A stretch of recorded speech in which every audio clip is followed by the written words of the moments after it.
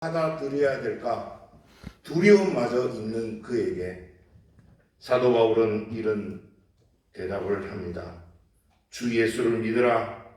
그리하면 너와 내 집이 구원을 얻으리라. 오늘 우리가 겪어야 할 이 코로나19의 이 사건은 정말 우리가 어떻게 해야 이 국면을 타결할 수 있을까?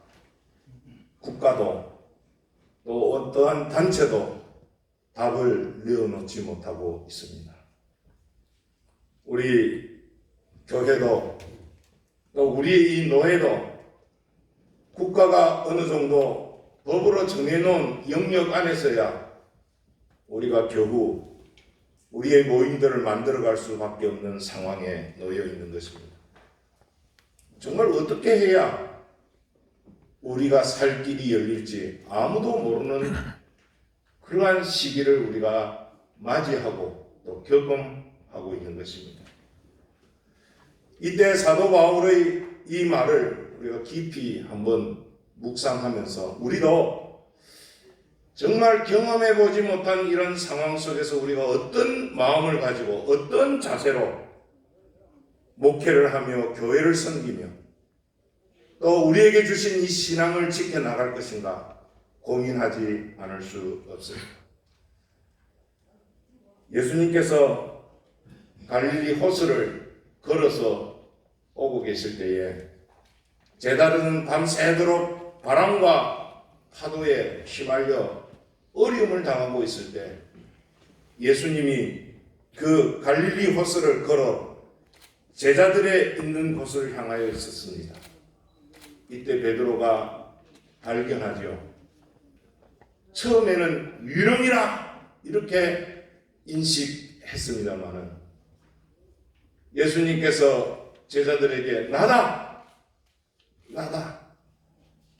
그들과 함께 했던 예수님 발견한 베드로는 그 예수님을 향하여 이렇게 이야기합니다. 주시면 나를 오라 하소서. 상황을 불문하고 만약 우리의 주인이시면 오병이어의 역사를 일으켰던 그 예수님이시면 나를 오라 하소서. 예수님께서는 즉각 대답을 합니다. 그래, 오라. 베드로에게 있어서는 한 번도 경험해보지 못한 기적이 일어납니다. 갈릴리 호수를 향하여 걸어갑니다. 그런데 그의 발걸음은 물에 빠지지 않고 예수님을 향하여 가고 있었습니다. 웬일입니까? 이제 주변에 바람이 불고 파도가 치는 모습 때문에 그는 바다에 빠져들고 맙니다. 이때 베드로가 한 말이 있습니다. 주여 나를 구원하소서. 나를 살려주십시오. 급작스러운 환경의 변화.